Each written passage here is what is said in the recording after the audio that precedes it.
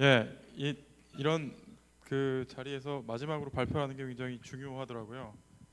왜냐하면 너무 좋은 강연이면 저까지 이제 좋은 강연을 못하면 폐를 끼치는 게 되고, 이렇게 강연이 이렇게 졸리면 저라도 잠을 깨워드려야 되기 때문에 굉장히 중요한데, 오늘은 다들 너무 좋은 말씀을 해주셔가지고 저도 좋은 말씀을 그 격에 맞는 좋은 말씀을 드리는 스트레스를 안고 올라섰습니다. 저는 그 올라웍스라는 회사를 2006년에 설립을 했고요. 그 1년 반 전에 인텔에 이제 인수가 됐습니다. 그래서 지금은 글로벌 인텔의 일부인 이 영상 인식 쪽에 연구 개발을 맡고 있는 그 부서가 됐고요. 올라웍스가 그쪽에서 전략을 맡고 있습니다.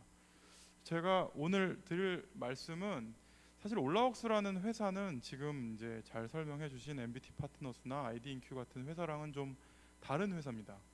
왜냐하면 기술 회사거든요.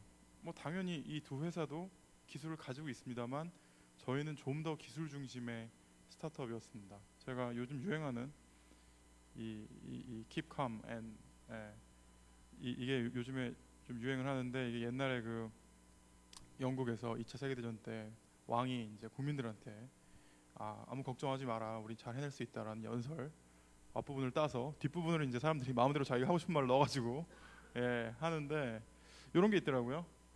내가 엔지니어니까 나를 믿고 긴장하지 마라, 동요하지 마라. 사실은 이런 여러 가지 우리 모바일 혁명이 일어날 수 있었던 배경은 뭐냐면 기술이죠.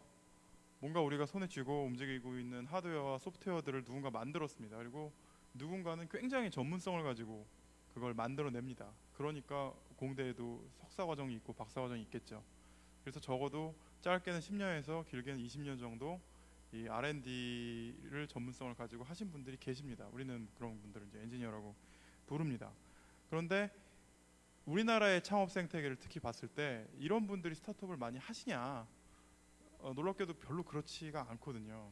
우리가 굉장히 뭔가 첨단 분야고, 그러니까 이런 분야를 전공하신 분들이 당연히 스타트업을 많이 하실 거라고 우리가 믿고 있지만 그런 일이 잘 일어나지 않는다. 저는 약간 문제의식을 갖고 있습니다. 오늘 그런 말씀을 좀 드리려고 하고요. 서비스 기업하고 기술 기업 두 개로 이제 나눠서 스타트업을 볼 수 있을 것 같습니다. 그러니까 내 아이디어가 실제로 실행되는 데 있어서 기술이 진입장벽이 되느냐, 아니면 이 서비스 자체의 아이디어가 진입장벽이 되느냐에 따라서 서비스 기업과 기술 기업으로 나눠서 얘기할 수 있습니다. 사실은 이것들이 동전의 양면이고, 궁극적으로는 좋은 서비스 아이디어가 지탱되기 위해서는 굉장히 깊이 있는 기술이 뒷받침이 되어야만 합니다. 예를 들어보겠습니다.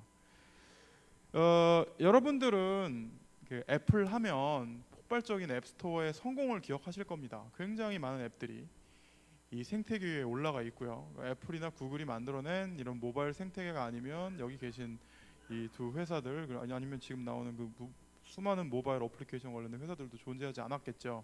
근데 사실은 애플이 이런 서비스 아이디어를 가지고 빨리빨리 구현하는 회사이냐? 절대로 그렇지 않습니다.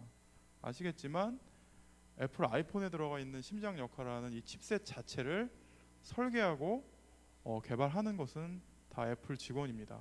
애플은 굉장히 수직 계열화되어 있고 정말로 하이테크에 해당하는 칩 설계부터 시작해서 핸드폰 아니면 노트북, 그다음에 스마트 패드 같은 하드웨어 설계, 그 위에 소프트웨어 개발, OS도 직접 만들죠. 어떻게 보면은 정말 IT 업계에 있어서 핵심 기술이라고 생각되는 것들은 다 가지고 있고 수직 계열하던 회사고, 그렇기 때문에 이런 에코시스템을 만들 수가 있었던 거죠. 구글은 어떨까요? 우리는 구글을 검색 엔진 회사로 기억하고 있습니다만, 구글 창업자 2명은 스탠포드 대학교의 전산과 박사과정 학생들이었습니다. 지금의 구글 수장을 맡고 있는 레리 페이지 같은 경우는 이 페이지랭크라는 알고리즘을 가지고 실제로 박사학위 논문을 받으려고 열심히 공부하던 학생이었고, 초기에 구글은 이 페이지랭크를 실제로 구현해서 웹사이트를 만들 수 있다는 믿음으로 만들어진 기술 회사였습니다. 아마존은 어떨까요? 우리는 아마존을 그냥 어떤 제프 베조스라는 사람이 책을 잘 팔기 위해서 만든 사이트 정도로 기억할지 모르지만, 현재 아마존은 굉장히 강력한 기술 회사입니다. 굉장히 많은 주문을 받고 그 주문을 처리하기 위해서 서버의 유틸라이제이션을 극대화하기 위한, 그리고 빅데이터 처리를 잘 하기 위한 소프트웨어 백엔드 개발을 했고요. 지금은 백엔드 기술력을 바탕으로 AWS라는 그런 클라우드 서비스를 제공하는 세계 1위 기업이기도 합니다. 그러니까 우리가 알고 있는 애플, 구글, 그리고 방금 설명드린 아마존, 그리고 페이스북, 트위터, 우리가 서비스를 보고 있는 그 수많은 회사들은 사실은 기술 회사라는 거죠. 근데 우리나라에 이렇게 든든하게 기술력으로 뒷받침되고 있는 서비스 회사가 있느냐? 아쉽게도 그렇지는 않은 것 같습니다. 한번 사례를 보겠습니다. 사실 이 회사들이 다 거론이 됐거나 아니면 자연스럽게 옆 세션에서 발표를 하고 있는 회사도 있고요. 그래서 넥살의 한재선 대표님 바로 옆자리에서 클라우드 관련해서 열심히 말씀하시고 계신데, 넥살이라는 회사 지금 공식 명칭은 KT 넥살이죠. KT가 인수를 했고요. 그다음에 아까 말씀 잠깐 나왔던 엔서즈 같은 경우도 이제 KT가 인수를 해서 성공적으로 잘 사업하고 계시고, 제가 창업했던 올라옥스 같은 경우는 이제 인텔이 인수를 했습니다. 이 세 회사의 공통점은 그 창업자가 전부 다 카이스트에서 박사 학위를 받았거나 아니면 박사 학위를 받기 직전에 창업을 했고, 그리고 다 2006년에서 2007년 사이에 창업을 했습니다. 이때만 해도 카이스트에서 박사를 받거나 아니면 카이스트에서 박사 과정에 있는 사람들이 창업을 생각을 했었다는 거죠. 그리고 실제적으로 한 5년 정도 지난 다음에는 다 성공적으로 국내외 대기업에 엑싯을 잘 했습니다. 그런데 이제 현실을 보면 제가 뭐 이걸 통계를 뽑거나 하는 게 잘 이렇게 자료가 없더라고요. 그래서 최근에 인터넷 사이트 중에 하나에서 5년 내에 IPO 가능성이 가장 높은 회사는, 그러고 이제 설문조사를 했어요. 여기 보시면 그 MBT 파트너스도 있고 아이디 인큐 이름도 있네요. 오늘 패널 굉장히 잘 모신 것 같습니다만, 우리 뭐 자타가 공인하는 1등 회사 우아한 형제들, 배달의 민족으로 유명한 우리나라 국민들의 식생활을 맡고 있는 우아한 형제들이 단연 이제 1등으로 뽑혔고, 여기 MBT 파트너스, 이음 프로그램스, 뭐 좋은 회사들 이름이 쫙 올라와 있습니다. ETC에 있는 회사까지 통틀어 봤을 때 이 회사들이 현재 우리나라 스타트업 에코시스템에서 제일 주목받고 잘하고 있는 회사들인데, 이 중에 기술 회사다. 이 회사는 핵심 역량이 소위 업계에서 말하는 언페어 어드밴티지가 테크놀로지에 있다라고 말할 수 있는 회사가 몇 개나 되는지 보면 제가 볼 때는 거의 없습니다. 프로그램스 정도를 얘기할 수 있을 것 같고요. 파이브락스 정도를 얘기할 수 있고, 뭐 SE웍스 여기 있는 회사들 중에서는 한 3개 정도를 얘기할 수 있겠는데, 사실 프로그램스나 파이브락스나 SE웍스에 카이스트나 서울대나 포항공대에서 석사나 박사를 받은 분들이 파운더로 있느냐 그러면 사실 그렇지는 않습니다. 그러면 그 수많은 그 좋은 공대에, 심지어 최근에는 이제 스탠포드나 MIT에서 박사 받으신 분들도 굉장히 많은데, 그분들은 다 어디 가 계신 걸까요? 어디 가 계신가요? 전부 삼성전자에 가 계세요? 그래서 우리가 스타트업을 막 부르짖고 있고 정말 좋은 분들이 여기 두 분을 포함해서 창업을 하고 계신 걸 저희가 알고 있습니다만, 정작 그 창업의 엔진 두 축 중에 하나여야 할 기술 인력들의 창업은 줄어들고 있습니다. 창업에 대한 스트레스가 오히려 커지고 있고, 그거에 비례해서 삼성전자는 너무 좋은 기업이 됐죠. 그래서 그 격차는 점점 벌어지고 있습니다. 그래서 2006년, 7년에만 해도 용기 있게 아니 내가 이런 분야에 있어서 전문가니까 내가 창업을 하면 좋은 미래가 있을 거야라고 뛰쳐나온 사람들이 있었지만, 지금은 오히려 제2의 뭐 엔서즈나 제2의 올라옥스나 이런 회사가 될 씨앗을 갖고 있는 회사들을 시장에서 찾기가 어려워졌습니다. 전 이건 어떻게 보면은 많은 사람들 눈에 안 보이는 굉장히 큰 문제라고 생각하고요. 그래서 이런 언밸런스된 상황, 그러니까 서비스 스타트업이 굉장히 많이 나오고 있고, 사실 정부에서 이 스타트업 생태계를 만들기 위해서 굉장히 노력을 많이 하시지만, 사실 이런 기술 벤처가 나오기 위해서는 서비스 벤처가 나오기 위한 생태계보다는 더 많은 것들이 갖춰져 있어야 하거든요. 일단 정말 내가 한 30대 중반 정도의 박사학위를 갖고 있는 전문성이 있는 분들이 삼성전자에서 받는 연봉을 생각하면 보통 1억 이상씩 받으시죠.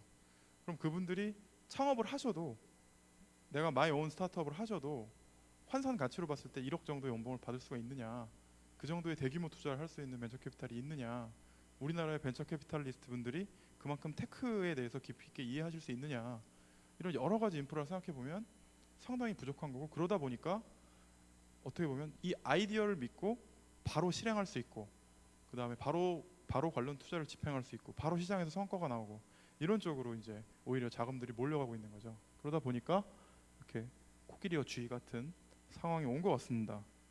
저도 잘 모르겠습니다. 방법이 뭔지는 잘 모르겠고요. 하지만 저는 나름대로 그 2006년에 회사를 그런 종류의 회사를 창업해서 어느 정도는 제가 생각한 대로 이제 만들어 보았기 때문에 그런 회사들이 더 많이 나오기를 바라고요. 오늘은 왜 이 문제가 생겼는지에 대해서 여러분들하고 얘기를 하고 싶고 그 다음에 어떻게 이 문제를 더 우리가 좋게 만들 수 있는지도 같이 생각해봤으면 좋겠습니다.